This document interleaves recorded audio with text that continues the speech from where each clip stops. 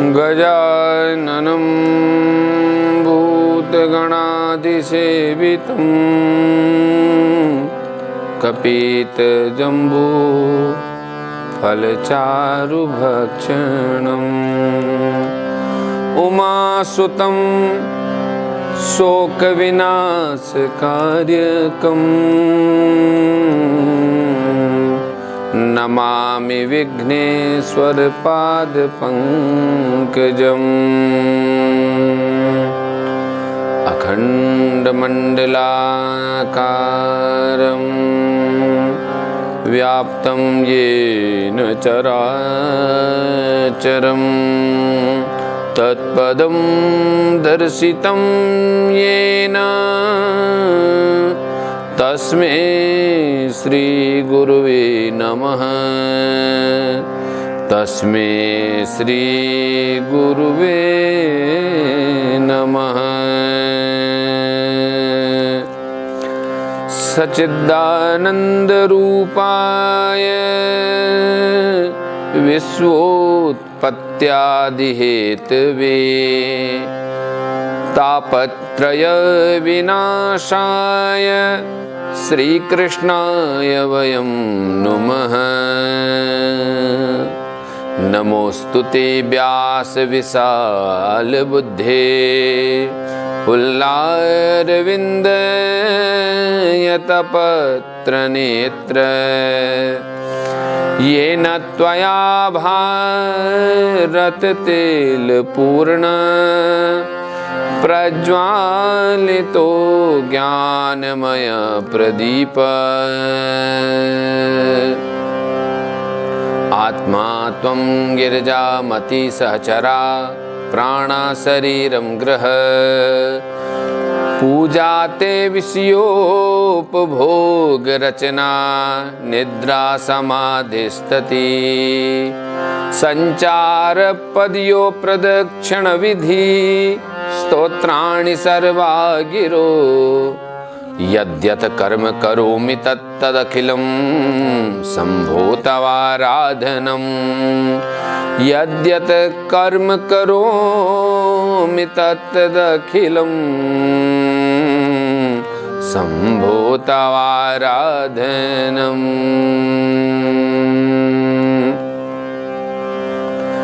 श्री सद्गुरु चरण पादुकाभ्याम नमः। बोलिए श्री वृंदावन बिहारी लाल की जय। श्री गिरिराज धरण भगवान की जय। श्री देवपुरी जी महाराज की जय। श्री दीप नारायण भगवान की जय। हिंदू धर्म सम्राट माधवानंद जी महाराज की जय। विश्व गुरु परमहंस महामंडलेश्वर स्वामी महेश्वरानंद पुरी जी महाराज की जय। चतुर्थ स्कंध अथ द्वादशो अध्यायः। मैत्रेय उवाच ध्रुवं निर्वृत्तं प्रतिबुद्धवेशसात् अपेतमन्युं भगवान् धनेश्वरः तत्रागतश्चारणं यक्ष किन्नरे संस्तूयमानोऽभ्यवदत् कृताञ्जलिम्।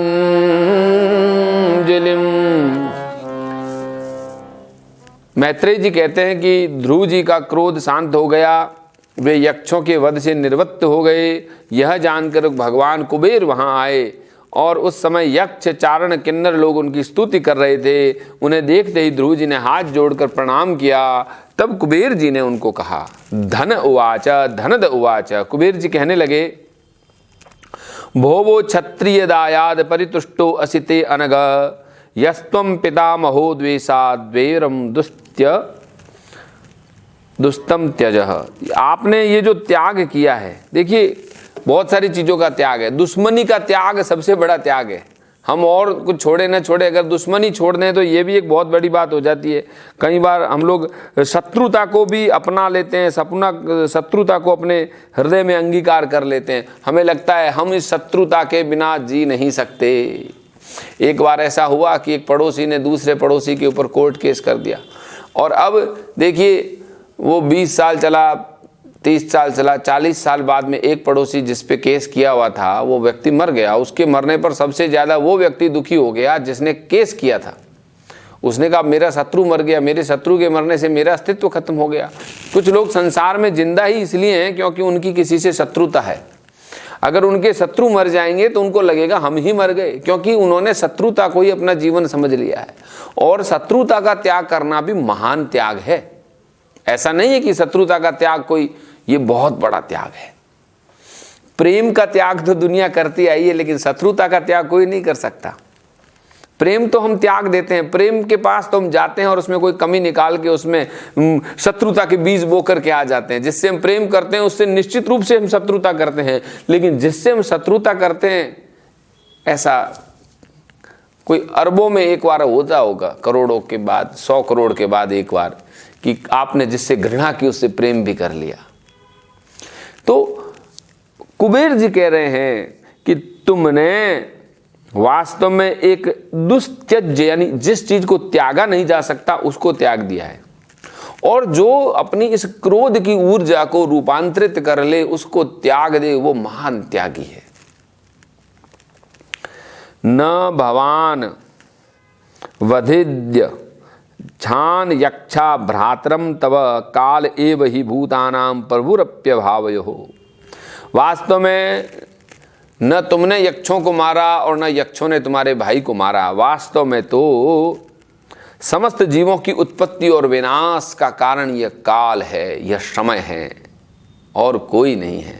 यह काल ही है जो सबको खा जाता है। अहम त्वमित्य पार्था धीर ज्ञानात् पुरुषस्य ही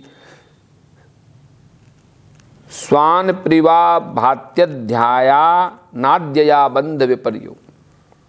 यह मैं, यह तू, यह जो बुद्धि है ये मिथ्या है, न तो मैं है न तू है, हैं? जीव को अज्ञान व स्वप्न के समान शरीर आदि को ही आत्मा मानने से उत्पन्न होता है।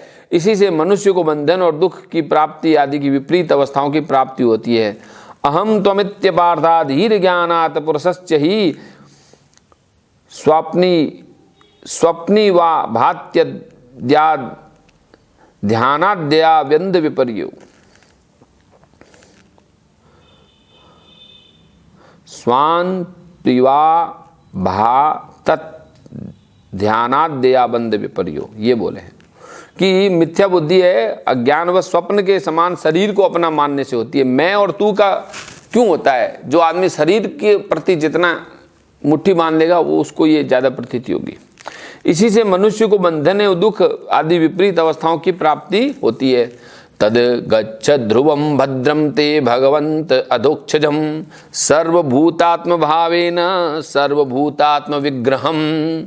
हे ध्रुव, अब तुम जाओ, भगवान तुम्हारा मंगल करे। तुम संसार पाश से मुक्त होकर के सब जीवों में समदृष्टि रखकर, ये देखिए बहुत बड़ी बात कर रहे हैं, भजस्व भजनीयांग ग्रीम भवाय भवच्छिदम युक्तम विरहितम शक्त्या गुणमय्यात्म मायया। और सब जीवों में भगवान को देखो। ये जो बात है ना, ये सब जीवों में भगवान को देखो, ये बहुत बड़ी उपलब्धि है।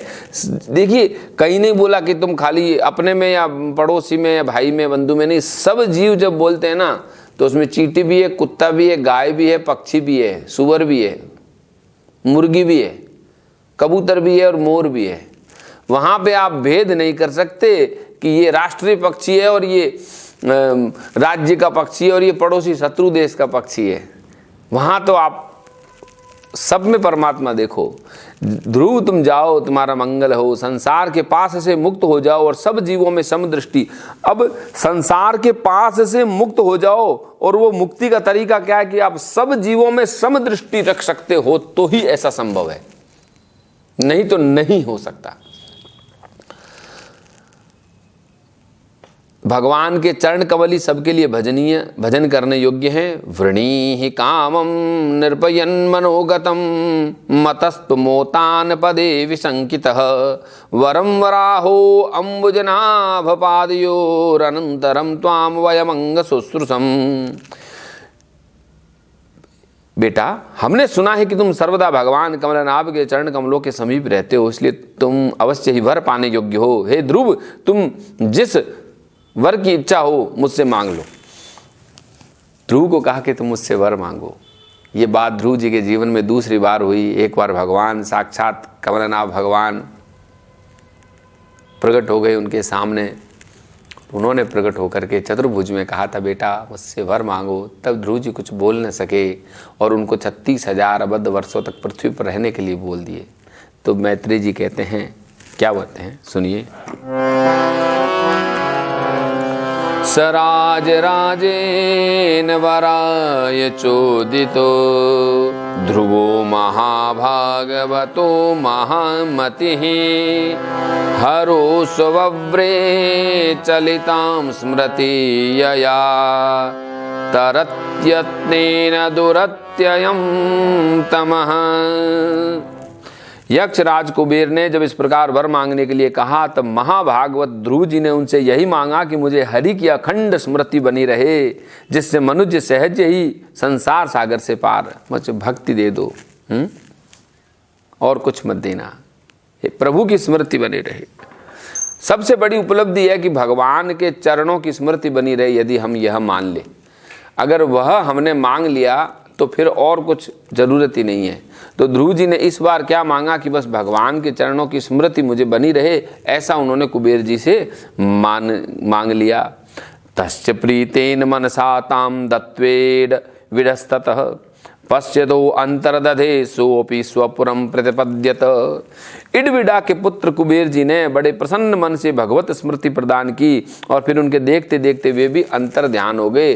कुबेर जी का दिखना भी कोई मजाक नहीं है, क्योंकि कुबेर जी धन के, पूरी दुनिया में जो धन है ना, उसके कोषाध्यक्ष है, ट्रेजरर है, वही रिलीज करते हैं सारा पैसा। अब आपको मैं एक गूढ़ रहस्य की बात बताऊं, यदि हम सुबह उठ करके ध्रुव तारे के सामने तपस्या, पूजा, प्रार्थना, ध्यान करें तो निश्चित रूप से हमारे जीवन में धन का अभाव नहीं होगा। ये क्योंकि कुबेर जी ने ध्रुव जी को वरदान दिया है। आप ध्रुव जी को तो देख ही सकते हो आज भी, रोज सुबह अर्ली मॉर्निंग सूर्य उदय से 1-1.5 घंटा पूर्व। और यहाँ बताया, अथा यजत यज्ञेश क्रतुर्भुरि दक्षिणे द्रव्य क्रिया देवता नाम कर्म फलप्रदम।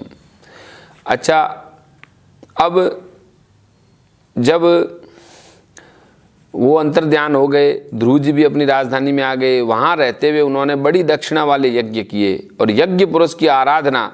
ये देखो, यज्ञ का मतलब कर्म है, और कोई भी कर्म जिसमें दक्षिणा होती है वो सर्वश्रेष्ठ होता है। बिना दक्षिणा का कोई भी कर्म है वो सफल नहीं होता है, इसलिए बड़ी दक्षिणा।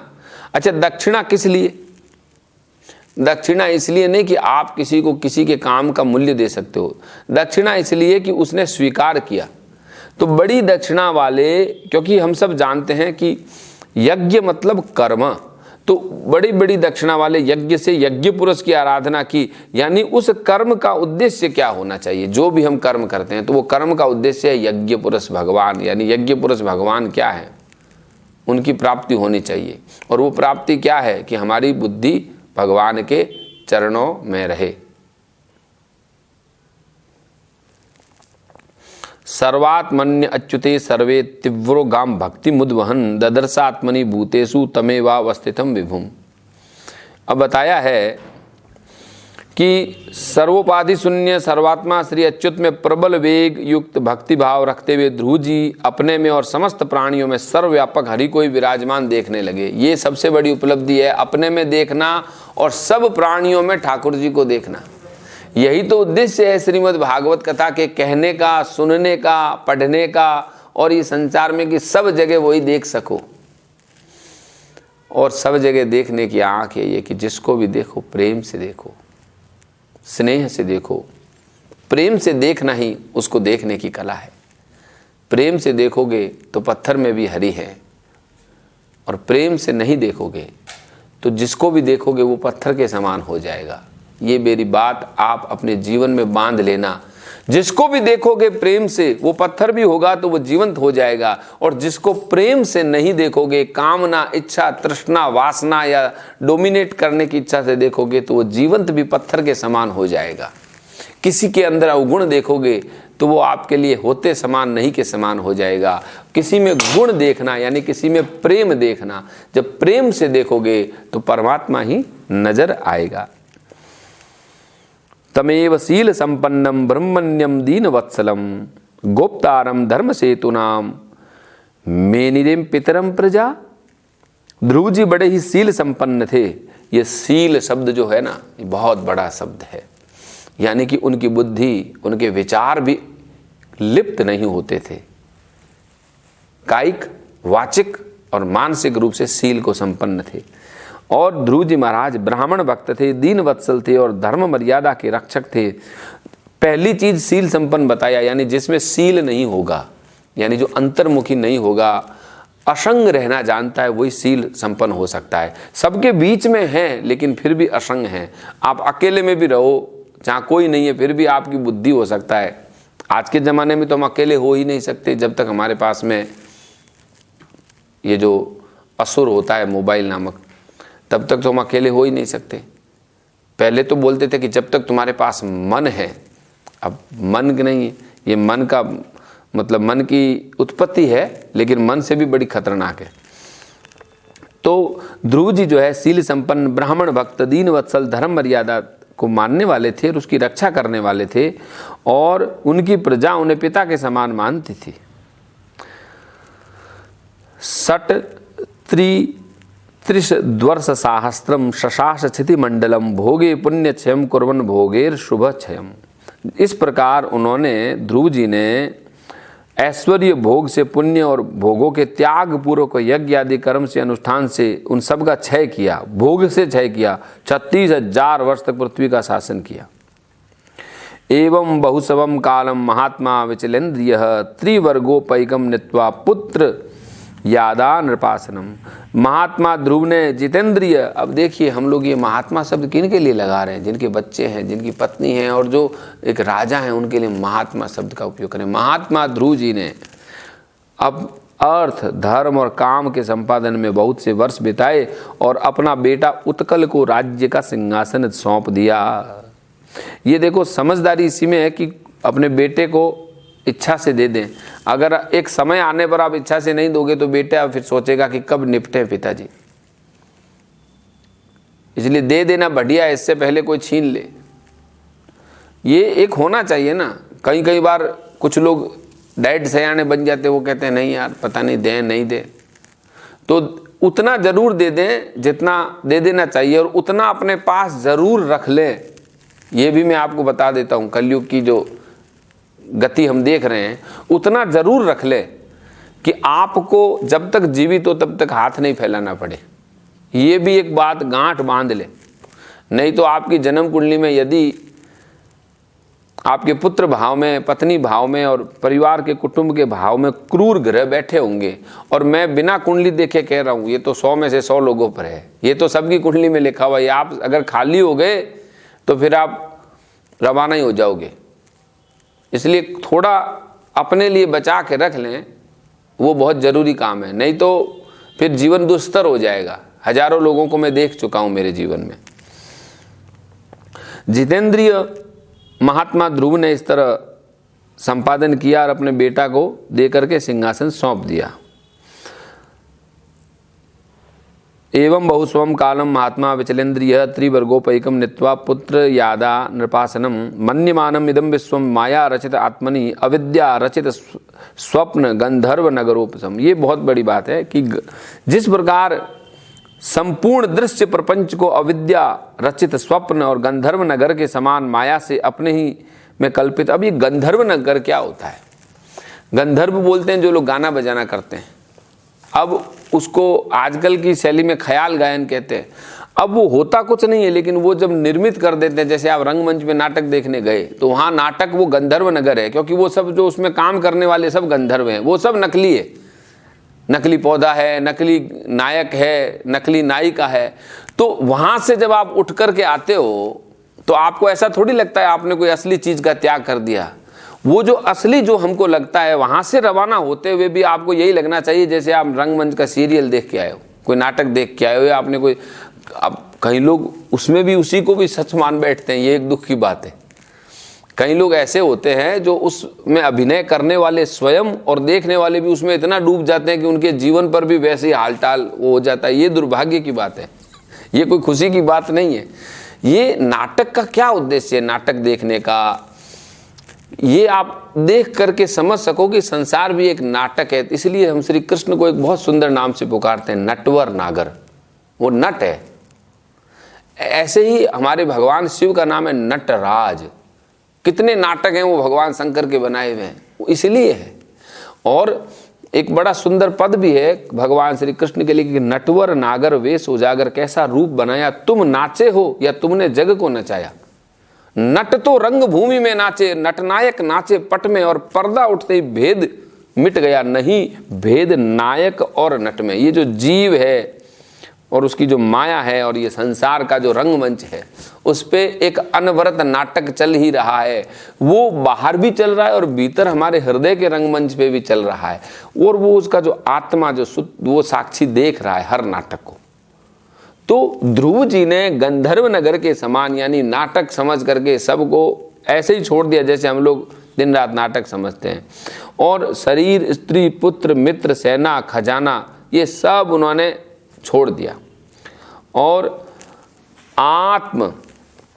आत्मस्त्रय पत्य सुहृदो बल मृद्धकोश अंतःपुरम परिविहार भवश्चरम्या भूमंडलम जलधि मेखलमाकलय्य कालोप सृष्टमिति से प्रययो विशालाम यानी कि बद्रीनाथ में आ गए। ये सब छोड़ छाड़ के यहीं जाना चाहिए। और उन्होंने देखा कि ये सब कुछ है, सुरम्य महल, विहार भूमि, उन्होंने देखा सब काल के मुख में ही है। हम सब लोग काल के मुख में ही हैं और इधर उधर कहीं नहीं है, और कहीं है ही नहीं, काल का मुख ही है। तो उन्होंने देखा सब काल के मुख में ही है, तो चलो काल के मुख से थोड़ा रवाना हुआ जाए। और वहाँ तस्याम विशुद्ध कर्ण शिववार विगाह्य बद्ध्वासनम जितम रुन्मनसाम हर्ताक्षः स्थूले ददार भगवत प्रतिरूप एतद ध्यायस्तद व्यय वहितो व्यसृजत समाधो। वहाँ पर ध्रुव जी महाराज ने पवित्र जल में स्नान किया। अब बद्रीनाथ में तप्त कुंड है, उसमें स्नान करोगे तो मज़ा आएगा, और नीचे अलकनंदा जो बह रही है उसमें करोगे तब और भी मज़ा आएगा। ऐसा लगेगा एक बार के लिए तो बस जीते जी गंगा में हड्डियाँ और मांस रक्त सब मिल गया है। और फिर जो पवित्रता आएगी उसको मत पूछिए। फिर उन्होंने स्नान करके आसन से बैठकर प्राणायाम किया, फिर वायु को वश में कर लिया। उसके बाद मन के द्वारा इंद्रियों को बाह्य विषयों से हटा लिया और भगवान के स्थूल विराट स्वरूप में स्थिर कर दिया। यानी मन को भगवान के स्थूल विराट स्वरूप में, जो भगवान का विराट स्वरूप जिसकी व्याख्या श्रीमद् भागवत में बारंबार आई है, उसमें स्थिर कर दिया। और उसी विराट रूप का चिन्मय करते करते वे अंत में ध्याता और ध्येय के भेद से शून्य निर्विकल्प समाधि में लीन हो गए। और उस अवस्था में विराट रूप का भी परित्याग कर दिया, यानी जो बाहर दुनिया है उसमें जो परमात्मा का जो भाव था उसको वापस समेट दिया। जैसे कांटे को कांटे से निकाला, अब एक कांटा फेंक दिया, अब वो निर्विकल्प समाधि में चले गए। और वो निर्विकल्प समाधि में बैठे हैं। तो दूसरे भाग में हम देखेंगे कि ध्रुव जी महाराज ने किस प्रकार से इस पृथ्वी को छोड़ा, और उससे कम यदि हम छोड़ते हैं तो ये जीवन बेकार है। चाहे इस जन्म में, चाहे अगले जन्म में, चाहे किसी जन्म में, छोड़ने का तरीका तो यही है। नहीं तो मृत्यु आपकी छाती पे आके तांडव मचाए। ध्रुव जी कैसे जाते हैं वही जानने का तरीका हमको जानना है। तब तक के लिए जय श्री कृष्ण।